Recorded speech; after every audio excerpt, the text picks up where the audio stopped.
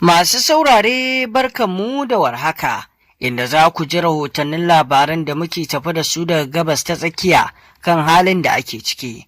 Inda bayan Donald Trump shugaban ƙasar Amurka ya ce ya gama da ƙarfin ƙasar Iran, makamanta da ma sojojinta, a yanzu ƙasar Iran ta fito da wani babban gurare wanda take da ajiyar makamai cikinsa. Kuma duka wato guri guda ɗaya.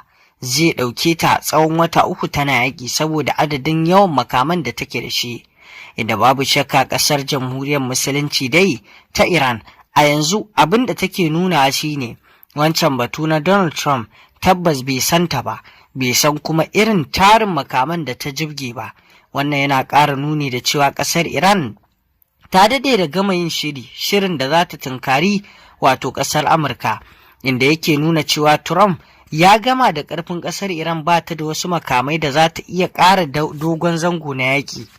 Sai da Iran a yanzu ta fito da ma'ajiyar makamanta na ƙarƙashin ƙasa. Tarin makaman da take da shi yana nuna cewa tabbas Trump kalamansa da yake yi bai san ƙarfin Iran ba.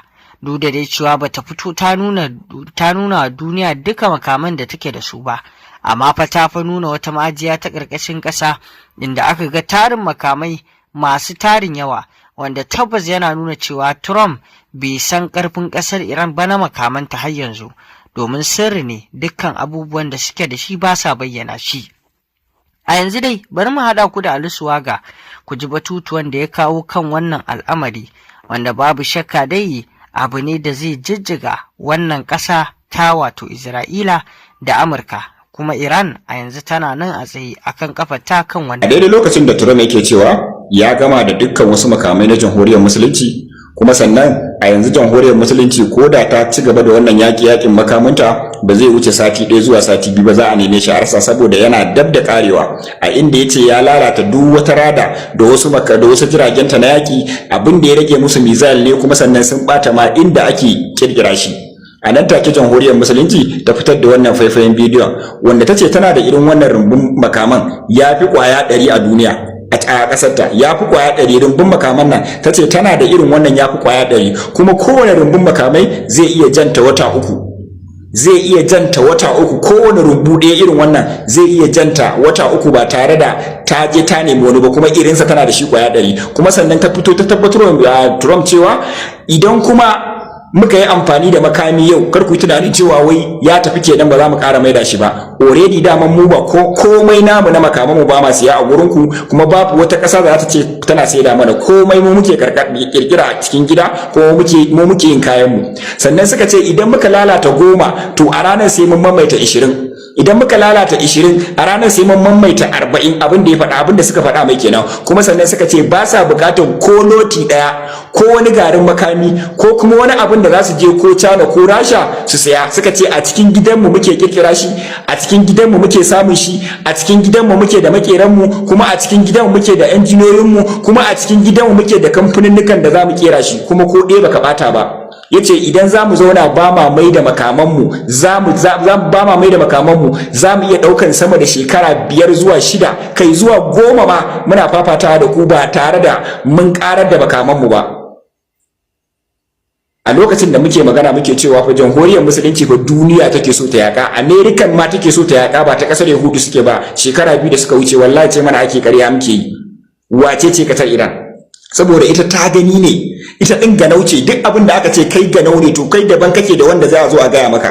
Duk abin da aka ce ganau ne saboda ita ta gani, an gwabza da ita ta dauki darasi, an gwabza da makotanta ta dauki darasi, an yi munafurci da wasu ta dauki darasi, sai ta gano cewa fa ni kawai tsaya gina kaina ba ruwana da kowa. Yau kuma gashi gina kanta ya zame mata ci gaba. Yau ita da kanta ta zama warfawa a daidai lokacin da duk inda suka taba, idan makaman ma faɗan makaman za a yi tana da shi, idan faɗan tattalin arzikin za a yi ta riga ta tanada, idan faɗan barantan za a yi ta riga wato buruntu idan nace buruntu ina nufin cewa aka taba mun arziki na taba ma arzikinka ta riga ta tanada.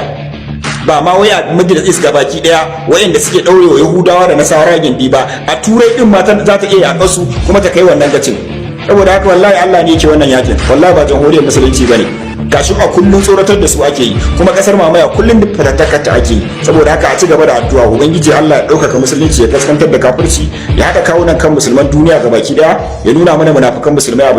To masu saurare, kamar yadda kuka saurara wannan rahoto kenan, kamar yadda kuka ji daga bakin Alisuwa ga irin yadda ƙasar nan ta jamhuriyar musulunci ta fito da waɗannan manyan makamai da take da su bayan maganganun da Donald Trump yake yi cewa ya gama da ƙarfin ƙasar Iran gaba ɗaya, makamanta sun ƙare. Inda a yanzu makaman nan da ta fito da su, hakan zai ƙara tabbatarwa da duniya cewa makamanta suna nan, wato cikin irin yadda take ajiye su a ƙarƙashin ƙasa wanda ba a san da su ba. Shi kansa Donald Trump da ma kuma wato Isra'ila, duk irin binciken da suke na kwakwaf da bincike-bincike da suke domin su gano sirrin ƙasar Iran a dangane da makamanta, su kansu ba su san adadin ƙarfin makaman da Iran take da shi ba, domin iya wannan ma'ajiya da take da su ba wannan ce kaɗai ba, tana da ire-irensu, kuma ire-iren nasu masu tarin yawa, wanda kaga kenan wato wannan yaƙi gwabzawarsa sai dai Amurka da Isra'ila su nemi sulhu, domin kuwa Iran ba za ta taɓa risina masu ba duk tunanin da suke yi. Matakai da dama ƙasar Iran tana ɗaukansa dudan wato ƙasar Amurka da Isra'ila, hatta rufe wancan ruwan Hormuz ɗin da take magana. Babu shakka dai yakin da yake wakana tsakanin ƙasar Amurka, Iran da Isra'ila abu ne da yake ƙara ci gaba da ɗaukar hankali. Kuma iya yanzu idan aka ce a dakatar da wannan yakin, abu na nuna cewa nasarar Iran ce, saboda yadda al'amuran suka nuna cewa Iran matakan da take ɗauka suna jijjiga Amurka da Isra'ila. A da a farkon fara wannan yakin, wasu na ganin cewa cikin kwana ɗaya zuwa biyu ko ma wuni ɗaya ƙasar nan ta Amurka za su gama da ƙasar nan ta Iran. To sai gashi a yanzu Iran ta zama sarki, kuma ta zama ƙadangaren bakin tulu. Idan kuwa suka matsa, to tabbas cutuwa za su yi. A yanzu iya haka ma matakan da Iran ta ɗauka ya jijjiga su, inda ajiya kalaman Trump na cewa sun tattauna da Tehran kan batun da ya cewa ya janye wancan wato barazana ta sanawa 48, alamu ne da suke nuna tabbas Trump ya rasa yadda zai yi kan al'amarin, inda Iran ta ce babu wata tattaunawa da suka samu suka yi, babu wannan tattaunawa ko ta kusa, wanda babu shakka hakan ana kallonsa da cewar wato wani al'amari ne da shi kaɗai wato ya ɗauko shi. A yanzu ƙasar Iran dai sai mu ce masha Allah, Allah ya ƙara ba ta nasara kan wannan al'amari. Domin kuwa a yanzu ƙasar ta Iran tana ci gaba da kai farmaki duka wato hararen da ƙasar Isra'ila da Amurka ke kawo mata, tana mai da martani kuma tana yin nasara akan martanin da take mayarwa. To masu saurare, ƙarshen rahotannin labaran kenan. Me za ku ce kan wannan batutuwa da suke wakana? Mun gode. Ku dangwala mana alamar subscribing sannan ku danna ƙararrawa.